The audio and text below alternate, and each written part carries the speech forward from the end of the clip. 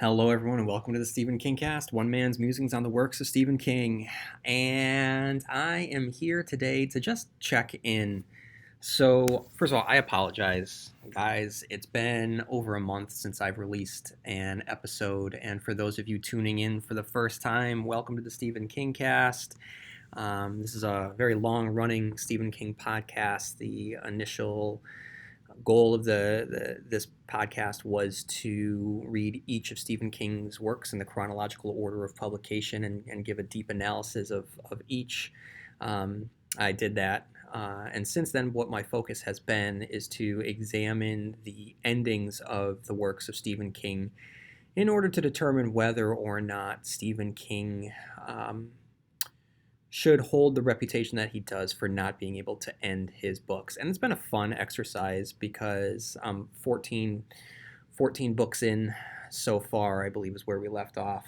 And so far, the endings, using the criteria that I have established, meets the threshold for a pretty solid conclusion. So far, he does not deserve the reputation that he has across the board. So that's what I've been doing lately. And over the last month, I have really put a pin in it.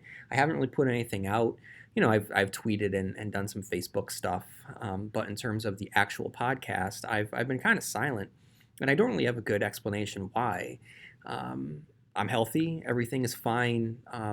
Knock on wood, my family and I are very, very fortunate that we have been able to ride the corona wave with very little turbulence. So we've been fortunate. We're a happy little family. We're taking things seriously. I happen to live in a state where the numbers have gotten pretty low. It's a science-based state where our governor really is looking at the data, so I feel as though the decisions are informed. So I'm feeling okay. Things are starting to open back up, but we're taking things very seriously and going pretty slow. And, I've just been taking the time to ingest a lot of content. Um, I've been watching a lot of stuff. I have been able to read a lot of stuff, and without the quarantine, my reading time, unfortunately, had been really, really limited. Um, I've just been taking advantage of the time that I have been given to just absorb a lot of movies, a lot of TV, um, books, and some comics, and obviously spend a lot of time with my 4-year-old, which has been really, really good. I mean, I don't. What I'm about to say right now is not to take away from anyone that is struggling due to the effects of the coronavirus, either physically, emotionally, or financially. But all I can talk about really is how it has affected me, and I recognize that I am fortunate in my position. But I've just been fortunate to have this time with my 4-year-old and my wife. It's such a magic time for a 4-year-old, and so for me to be there with it, I've been very, very grateful for this. So I'm just trying to be in the moment as much as possible, which means that I haven't really been able to do any podcasting. So that brings me to today's episode, which is not going to be a continuation of the endings of the works of Stephen King. The next time I do it, we're going to pick up where we left off, which is looking at the conclusion of Misery. Instead, I wanted to talk about some of the things that I have been reading and watching. It's going to be a quarantine recommendation podcast.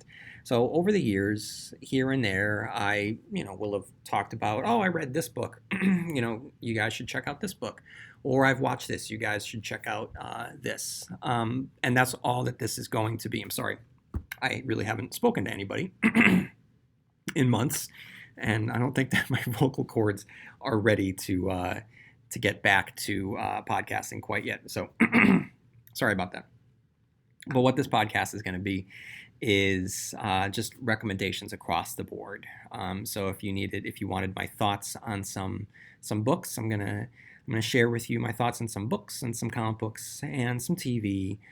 So that's just what this is. It's just a check-in episode, and I will get back to what the podcast is soon.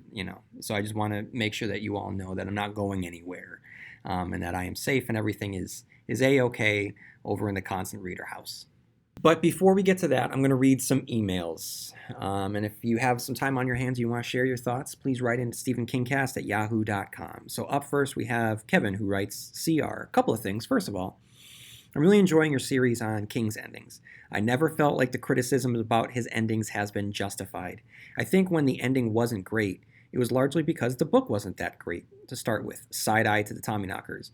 But in the vast majority of his cases, his endings are very satisfying. I, like you, are gathering feedback about each ending, but then providing your own thoughts and analysis. Listening to your recent podcast on the ending of it did strike me that the ending of that particular novel was more elegiac and poetic than King usually is, but that kind of writing was completely appropriate for the ending of a truly epic novel, and the end of an era in his own fiction that was focused on growing up. The ending of it was the end of King's childhood as a writer, and he treated it with due respect. He created one of the most satisfying conclusions to any novel I've ever read. The last 40 to 50 pages of that book have more heart and soul than any typical novel. I also just wanted to mention something that has changed for me in the past few months. Back in 2010, I got an iPad when they were first released and started reading all of my books on that platform. So, Full Dark No Stars, 11/22/63, The Wind Through the Keyhole, Dr. Sleep, the Bill Hodges trilogy, Revival, The Bazaar of Bad Dreams, The Outsider Institute, Revival were all read digitally. I recently decided, for reasons unrelated to reading, to get rid of the iPad, and because of that, If It Bleeds was the first King book that I have read in physical form in 10 years, and what a difference! There is something about the satisfaction of reading an actual book, turning an actual page, the smell of the paper, the feel of the binding, the entire experience. I had forgotten how great it was, and I had no idea how much I missed it. I probably read dozens or hundreds of books on iBooks in the last 10 years and listened to several dozen on audiobooks. For the last couple of months, the 6 books that I've read actually holding the books in my hands have given me a greater sense of satisfaction and comfort than any books in the last decade. I've reread Lisey's Story and Bag of Bones, as well as reading If It Bleeds and some non-King novels, and don't think I'll ever go back to ebooks. Maybe it's the comfort of old school books in this strange time of COVID-19, I don't know. But I figured a constant reader like yourself would appreciate. And I'm going to interject. As I'm going to get to later in this episode, yes, when given the choice to hold physical copies of books in my hand, that's what I have been doing as well. Lastly, I wanted to shout out your taste in music. The songs that you use in your podcast to complement the book that you're discussing is always a great treat. As a huge Springsteen fan, I particularly appreciate your use of Lost in the Flood and Glory Days for the It episodes, and Even the Losers by Tom Petty on the recent revisit to Derry. Keep up the great work on the podcast. I always enjoyed listening. Long days, pleasant nights, and no surrender. Kevin, man, thank you for writing in. I really, really appreciate it. And I'll definitely talk about my love of physical books later in this episode. Ovi writes, hey, I'm a big fan of your podcast and a Stephen King super fan. I wanted to bring up a few details that I think that you might have missed regarding the books. Number 1, Castle Rock is based on the fictitious location called Castle Rock in William Faulkner's Lord of the Flies, a book that Stephen King mentions repeatedly in Hearts in Atlantis, one of my favorite King books, by the way. 2, you expressed in one of your early episodes that Stephen King's early books all contained bad parents and traumatic upbringings. You also mentioned in one of your episodes that Stephen King's real-life experience influences books. However, I haven't heard you make the connection. Stephen King's father abandoned him at a young age, and his mother was extremely poor, leaving the children at home to go make a living and feed the family. I'm going to interject. If I did not mention that, I apologize. That's a glaring omission. Maybe it was just an assumption of understanding, because maybe this isn't the right word, but the mythology of King is very well known to his audiences, and one of the strengths of King is that he's so personable, and he speaks directly to the audience. So he has often talked about his love of his mother, and the abandonment by his father. But yes, that's definitely a massive component to who Stephen King is as a person, and the world in which he knows that then gets reflected in his work. 3, I wanted to know if you had any thoughts on the underlining Jewish themes in most of King's books. Almost all of the books have Jewish references, and a few of his major works have Jewish main characters. I wanted to get your opinion onto this, as if you have noticed it as well, or if it was just me. I also wondered if you had an opinion regarding why it is that way. As I learned more and more about King's life, I was unable to deduce any Jewish connection. I have no comment. That's not something that I had observed, um, so I really can't speak onto that. So if anyone has any thoughts about that, please write into stephenkingcast@yahoo.com. Thank you, Ovi, for writing in. And then we have Graham, who writes, "Hey, Constant Reader, congratulations on having such a successful podcast. You've enhanced my King reading experience and propelled my priority of reading over any other media in order to finish the book so I can dive into your podcast. The first podcast I listened to was Pet Sematary. Up until this point, I always took the stories at face value and never really thought about the metaphorical meanings being the story. I was totally blown away with the Pet Sematary review and shown the novel in a whole new light. I'm about to embark on my reread of The Dark Tower. I read the stories in 2 years, including all the novels with direct connection to the series, starting with The Stand. I remember sitting in the delivery room just before my son was born with The Stand next to me. The midwife turns to me and says, "You'll never finish that." 1 year later, I'd read the whole series and the other 8 or so connecting novels. I've made a playlist with all of your DT reviews along with the connecting novels, and I can't wait to dive back into Midworld again, this time with you as part of my quartet guiding me along the way. I've noticed a Kingism that you might not have thought of before, at least not mentioned in any of the episodes I've listened to. Dead brothers. When I first started King, someone said to me that King was obsessed with dead brothers. I've kept this trait in mind during my read, and I thought that I would list a few that I can remember. So spoiler alert, guys, for Stephen King books in general regarding dead brothers. I want to give this spoiler alert to all of you. So here are some examples. The Stand, Frank Goldsmith, Fran's brother. It, George Denbrough, Baby Hockstetter, Pet Sematary, Gage Creed, The Body, Gordy's brother. The Outsider, Frankie Peterson, Mr. Mercedes, Frankie's brother. I'm sure there are more. Can you think of more examples? Off the top of my head, I cannot. And that's a great Stephen Kingism. So if anyone has any other examples of dead brothers, feel free to write into stephenkingcast@yahoo.com. Thanks again for providing this great podcast. It's a great companion to all of King's works and adaptations. I'm hoping in the future you'll return to the Castle Rock series and Mr. Mercedes. And of course, we're eagerly awaiting The Stand to drop at some point this year. Can't wait to see Marilyn Manson as Trash Can Man. Cheers, Graham. Has that been confirmed that Marilyn Manson is the Trash Can Man? I don't know if that is confirmed or if that's just a rumor. We know that Marilyn Manson's going to be in it. Personally, I do not want to see him as Trash Can Man. The Doomsday Sayer is fine. I just don't want to see him as trash. While I have you guys and we're talking about The Stand, I'm currently wearing I Survived the Captain Trips Superflu t-shirt from quartet19.com. I strongly recommend anyone that wants some Stephen King swag to head on over to that website. Matt does a fantastic job over there. I just ordered 2 more t-shirts in the last couple days. A Hemingford Home t-shirt and a Salem's Lot baseball tee. So those are 2 parts of my t-shirt collection that I cannot wait to put into my rotation. But guys, if you want Stephen King related apparel, this is the place to go. So like I said, I have my Superflu t-shirt right now, but one of my favorite recent additions to my wardrobe is my Trash Can Man t-shirt. I think that everyone should have a Trash Can Man t-shirt. So head on over to to Quartet19. If you just type in Stephen King t-shirts Quartet19, it'll come up.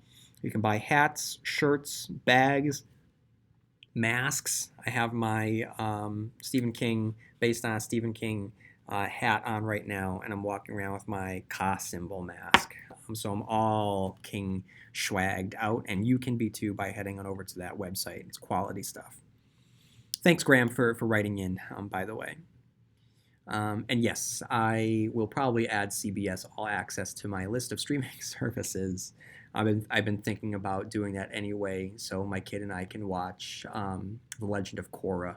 I'll talk about this a little bit in recommendations for Avatar: The Last Airbender. But yeah, for sure, I think that I'll be having CBS All Access in my future at some point.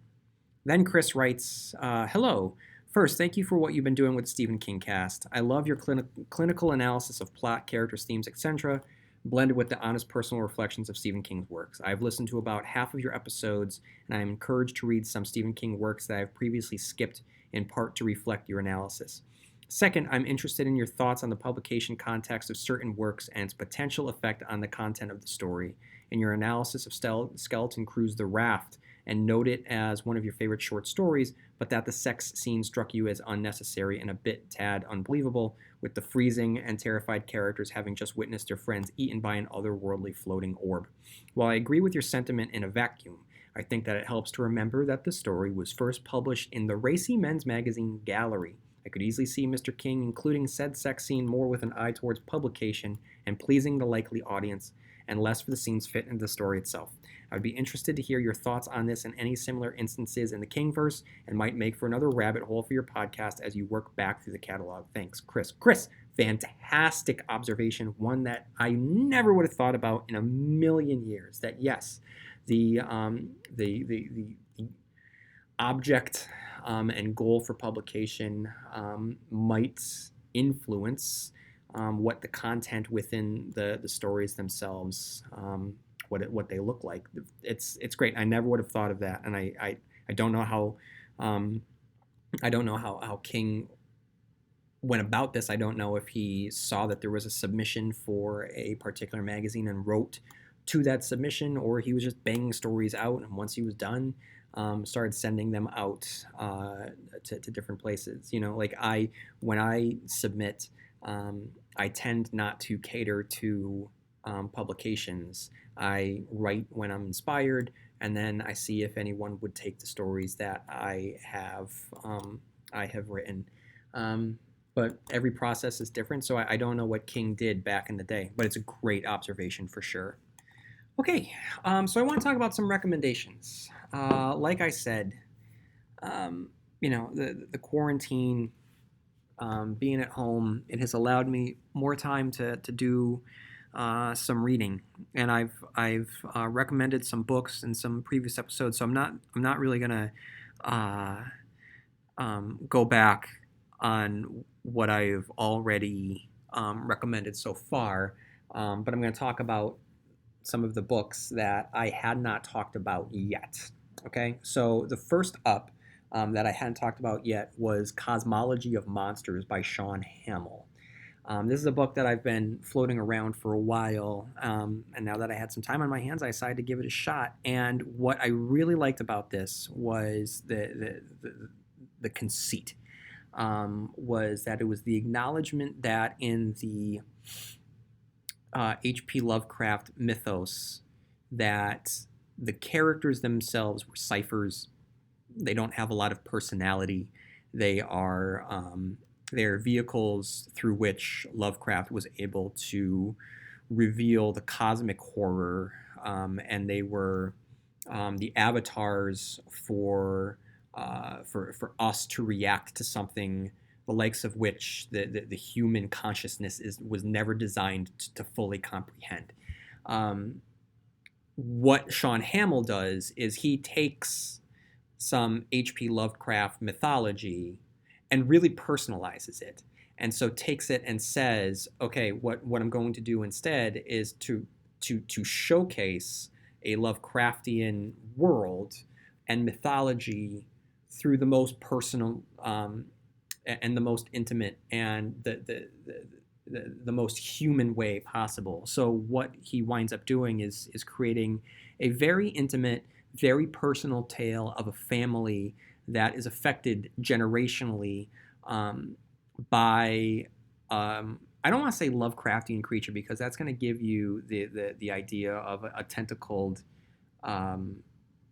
alien without any regard to humanity, and that's not exactly the way that it's depicted. There is a monster that quote unquote haunts a family for generations, but it's not as simple as that. Um, and really, it's the Lovecraftian component, the monster story. Can be read as a metaphor for grief and mental illness as it's passed through generation to generation. Um, and so you can go into it as um, you can read it as a horror story. You can read it as a family story.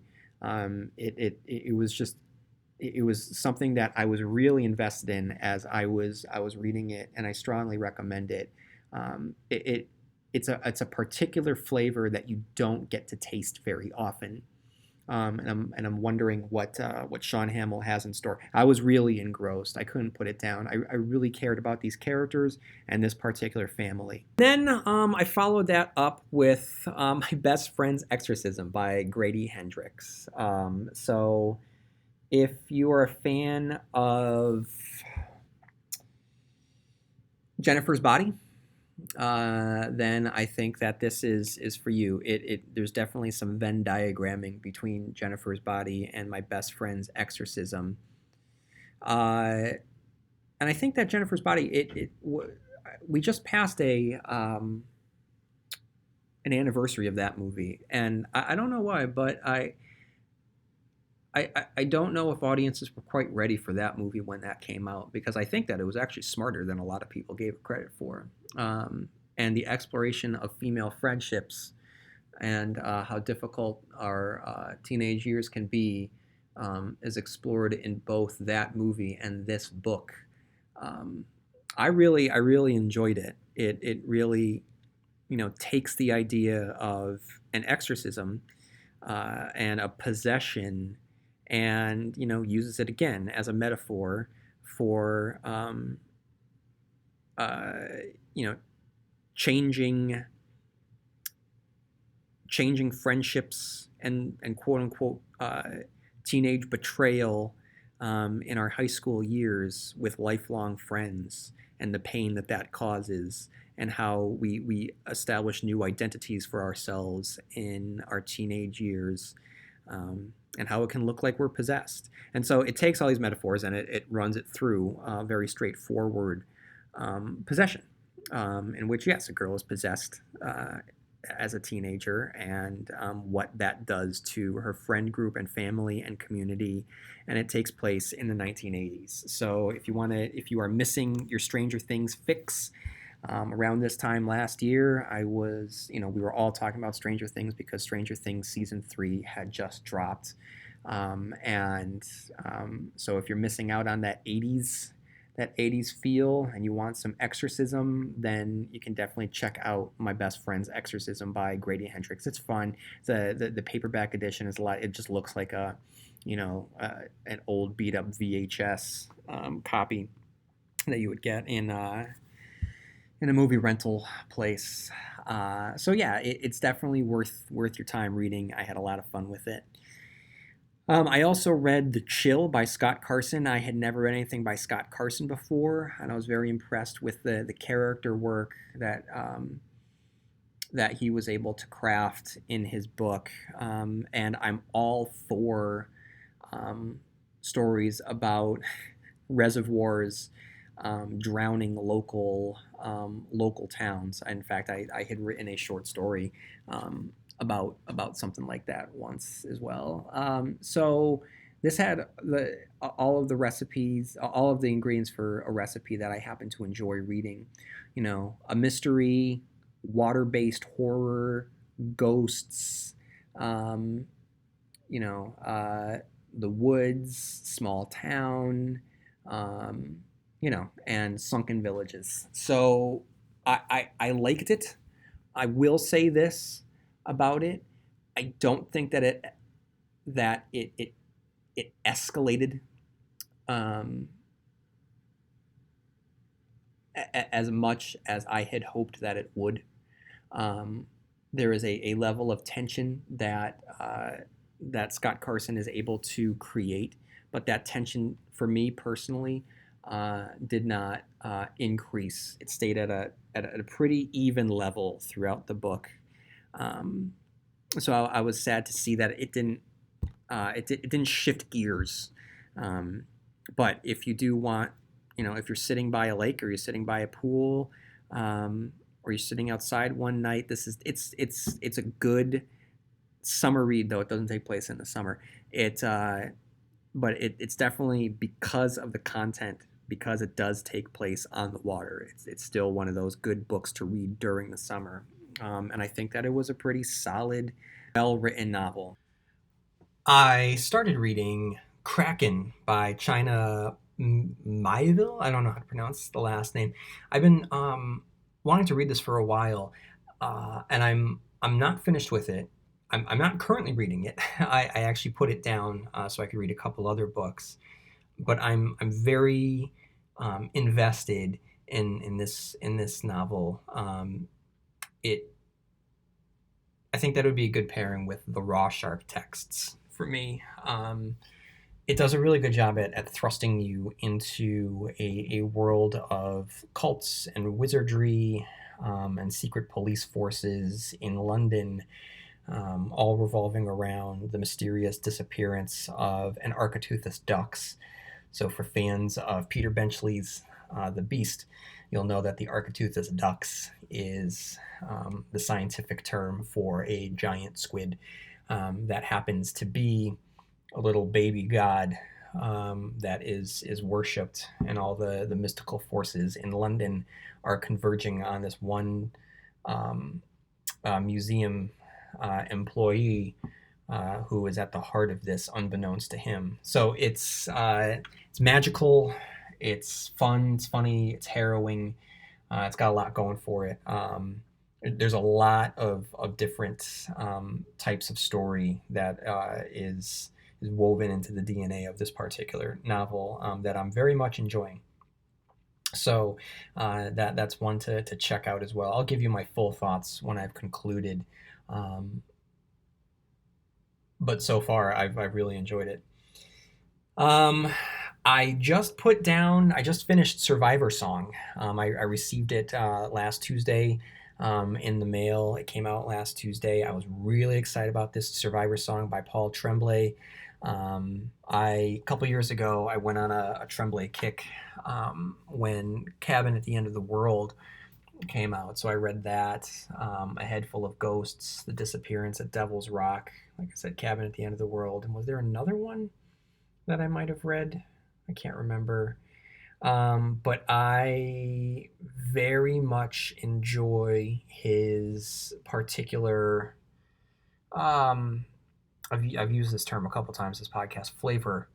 But the style that he writes is very hard hitting, very matter of fact. There's always an ambiguity in his work, and though he is published in the horror genre, his particular style and his approach, if there is a line in the sand, um, it's always on this side of realism rather than taking a concept and then stepping over the line and giving us the more fantastic version of it. So let me give you an example. Obviously, I'm a big fan of The Stand by Stephen King. I'm wearing a shirt based on the property of The Stand. But The Stand takes the concept of what happens when a virus hits uh, the population, and it examines that through the most extreme what if possibility.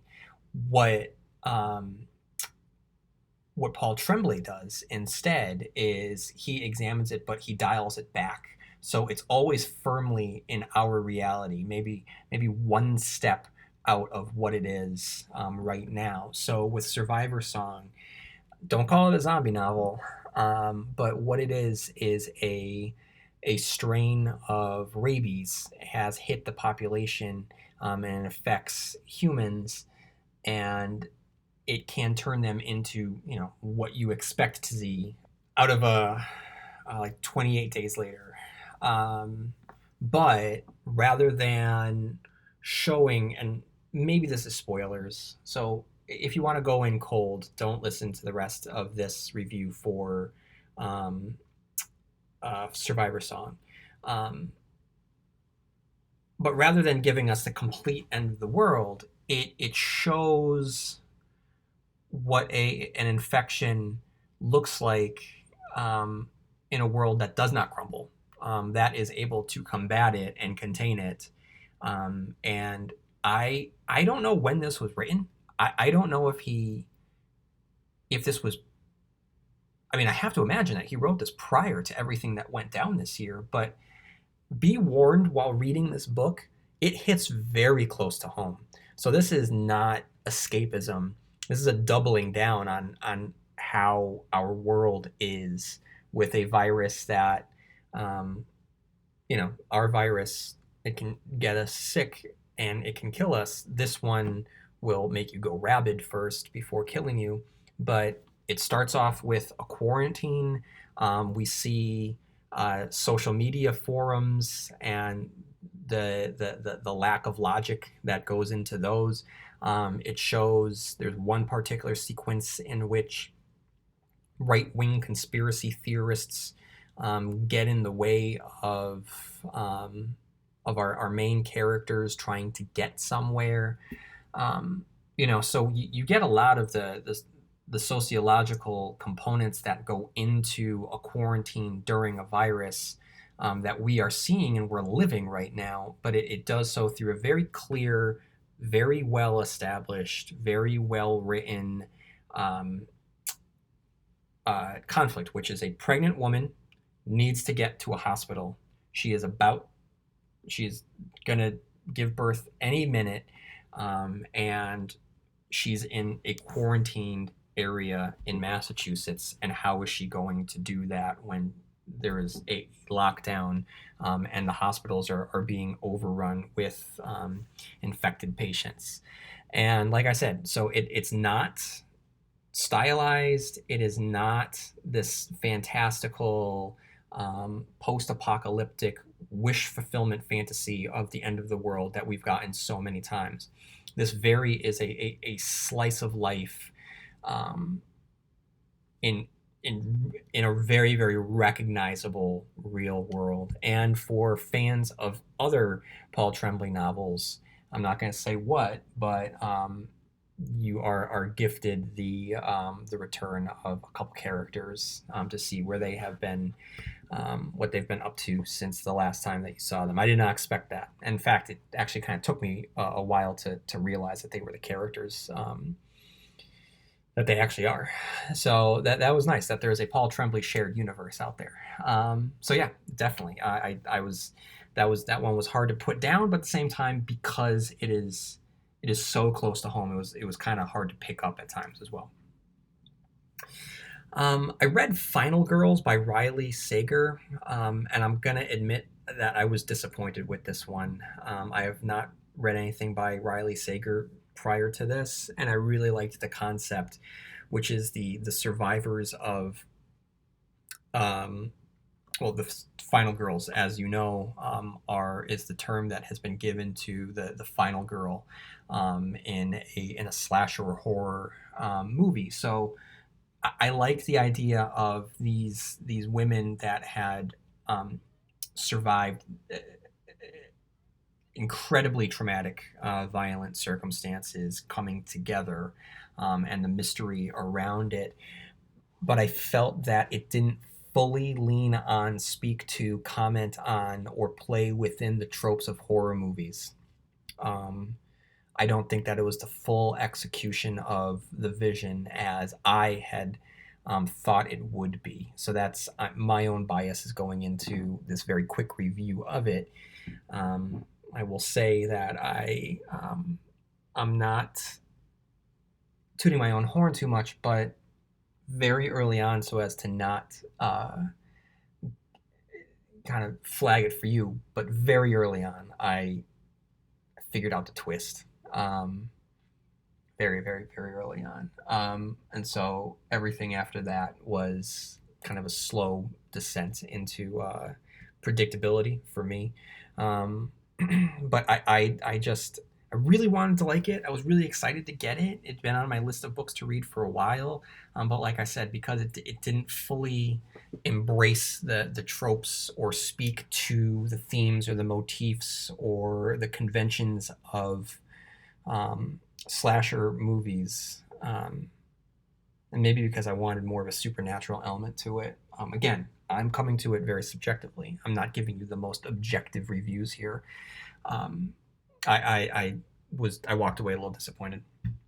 Similarly, guys, and I can't really give much of opinion on this because it's a book that I put down and I don't think that I'm going to be returning to it, and it pains me to say so. But Welcome to Night Vale. I just can't get into it. I'm 150 pages in. It to me personally, it's just too much. I know that it's beloved. I've never checked out the podcast before, but it's something that I've been wanting to read for a while. I want to like it, but to me, I think that there's something to be said about having a character function as our eyes and ears, someone coming from the normal world and then experiencing the abnormality of an abnormal world. And that way you're able to really see what the difference is. Whereas Welcome to Night Vale, everything is abnormal, everything is different. Um, and to me, it's almost too much. So this is not, like I said, this is the most subjective of the subjective reviews that I'll give, but I just think that it's just not for me. Um, but I am interested in why it works for others. So please, if you feel strongly about Welcome to Night Vale, please write in at stephenkingcast@yahoo.com. I really wanted to like it. I really wanted to like it. And maybe we'll get back to it at some point.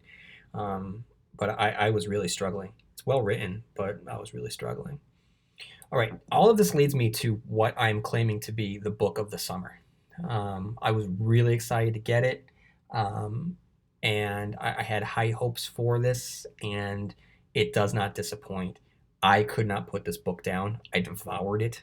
I'm finishing it in a couple of days, and I'm recommending it to everyone that likes to read, and that's Devolution by Max Brooks.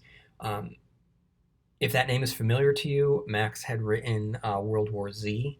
And if you've only seen the movie, you're doing yourself a disservice. Please read the book because it's an amazing examination of what really would occur on every aspect of a zombie apocalypse.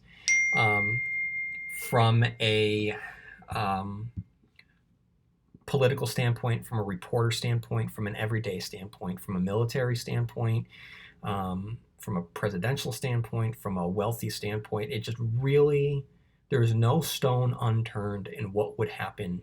It's very realistic, and that's where the frightening aspect is that what you see. So World War Z, the conceit of it is that it takes place after the zombie apocalypse, when the world is putting itself back together, and this is the oral history of what had occurred. And similarly, with Devolution, it takes the approach of an event had occurred, and this is it's cobbling the events together after the fact. So, what the premise is in a commune in Washington, deep in the woods, south of Mount Rainier, there is a commune inhabited by yuppies and tech gurus and the wealthy. So it gives you the premise of living a rugged life with all of the conveniences of uh, of our current day. Um, and there is a natural disaster when Mount Rainier explodes, and all of a sudden they are now trapped. They can't get to the road. They can't escape. They are there, and they have to figure out just how to survive. On top of this, the explosion is driving a uh, a pack of big feet towards them, and that is the conflict. So if you want your summertime Bigfoot action, this is the book to do it. I always went camping when I was growing up. The lore of Bigfoot loomed large in my mind. I'm a big fan of Bigfoot. And so this is the Bigfoot fiction that I always wanted. It's wonderful, wonderful Bigfoot horror. I was really excited. It's great. It's got a fantastic ending. Um, and it's a constant escalation of the tension. So I was just so happy with Devolution. To me, that's going to be the book to beat for the summer. I'm going to be ordering The Only Good Indian, and I have The Boatman's Daughter to read. Those are the next two books on my list to read before the end of the summer. So that's what I've been reading so far this summer. In terms of novels, for you comic book fans out there, using the DC Universe app, I finally got around to reading Flex Mentallo by Grant Morrison. I'm a big Grant Morrison fan. I never read it before, and it did not disappoint. So for you Grant Morrison fans out there, it's wonderful. It's wild. I had talked about Carthago before. I strongly recommend it. I have not seen a lot of buzz on Twitter. Um, it's a crazy globe-spanning underwater adventure story that I strongly recommend. Carthago. You can download that on Comixology. In the early 2000s, I was a big fan of Robert Kirkman's Invincible. I have strong and happy memories of getting deep into the world of Mark Grayson and his life of superheroics. And at some point, I put it down. And now that the book has concluded and now that I had some time, I was able to get back to it and pick up where I had left. No, sorry. I went back and did a complete reread from what I had read to the point where I had left off. And I should never have put it down. It is such a pure distillation of superheroics. It's ultra violent. It's so well done. I really enjoyed Invincible at the time. I kind of soured on it for some reason. I don't know what it was. But it's a great binge read. And I was so happy to be back in that world. I loved Invincible, and I strongly recommend reading it. On top of that, I did a complete reread, I think for my third time, of Jason Aaron's 7-year story arc on Thor. So Thor, God of Thunder, Thor, Mighty Thor, Thor, Unworthy Thor, the War of the Realms, and King Thor. It's kind of hard to juggle all the Thors, but one of the running plots throughout his run is that there are multiple Thors. There's so many Thors, so it makes sense that there's a bunch of Thor books. I just don't foresee anyone ever being able to top Jason Aaron's run. It is epic. It examines this character as a god, as a superhero, as a son, as someone that is vulnerable, someone that is boastful, someone that is immortal, someone that is fragile. It's every aspect of who this character is examined with depth and care. It is epic in the truest sense of the word. There is time travel involved. It shows you the life of Thor from his humble beginnings to his end, and it's beautiful. It is Scott Snyder over in DC. He gets a lot of credit for the DC metal story that he did, where everything is quote unquote metal, like you use it as an adjective. Like, oh, that's so metal. But there are so many moments of Jason Aaron's Thor that out metal DC's metal. It's funny, it's heartfelt, it's grand, it's cool. Those moments that occur in Marvel movies that are just like applause worthy.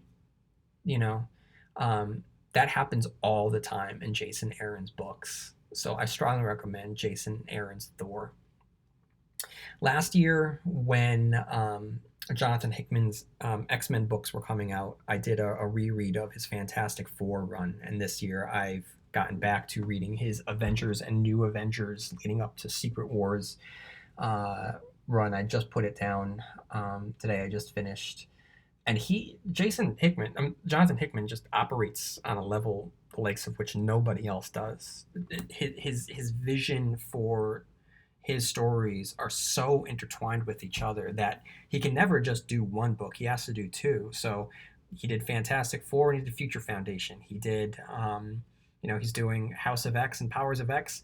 And now he's doing, then he did Avengers and New Avengers. And it's one book is not enough to contain all of his ideas and all of his vision. And it's amazing. It's the construction of his stories is unparalleled.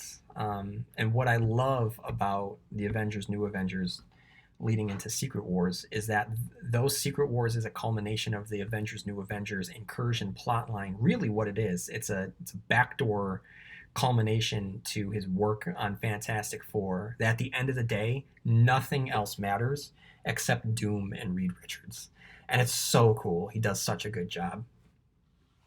So Jonathan Hickman, anything that Jonathan Hickman does, I strongly recommend.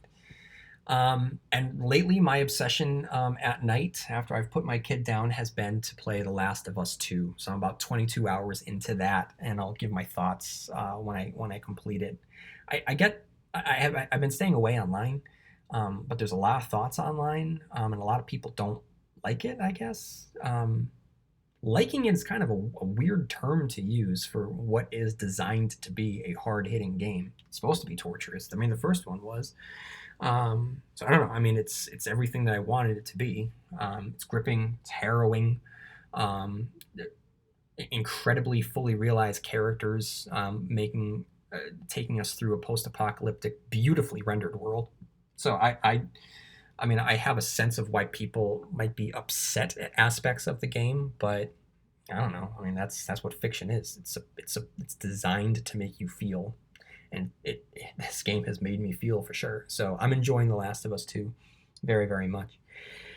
But for me, every year there's always something that stands out in the summer. Whether it's a book, whether it's a TV show, whether it's a movie. A couple years ago, my daughter and I we watched Gravity Falls, and that was the piece of content for the summer that I'll always treasure and always remember fondly. Last year it was Neon Genesis Evangelion that I watched, not my daughter. That I strongly kind of just consumed that. This year I've watched a lot. I did all the Filoni Star Wars stuff. I did a rewatch of Breaking Bad completely. But the thing for me this summer, has been my daughter, my wife, and I being able to watch Avatar: The Last Airbender on Netflix. I watched it. I remember, and it's just a form of time travel. I remember when I lived in the old house with my wife before we were married, in this little shack 10 plus years ago, DVRing that show in the summer and watching it with my dog, who was a puppy. We had just gotten her. That was the summer that we had just gotten her, and she reminded me of Appa, the flying bison in the show. And then here we are now, 10 plus years later. Our dog is with us still, and my daughter is joking and laughing that maybe reminds her of Appa. It's just so sweet. So being able to watch this show with her has been very, very special. In fact, we watched it once already, and now she liked it so much she wants to watch it again. So it's part of our bedtime routine. I bought her an Appa stuffed animal. I've never seen her happier. My wife made a glider like Aang has, and just to see her running around the yard with it has been just so special. It's a magical, incredibly fully realized show that explores a lot of adult societal themes, and just to have a show about trying to end a war with a pacifist as the main character I mean, you don't get that, and to have a kids show do that, and then it's my daughter loves Uncle Iroh, and she'll be laughing at Iroh drinking tea or being silly, and then I'll be next to her sobbing uncontrollably, unbeknownst to her, every time Iroh shows the depths of his humanity or mentions his fallen son.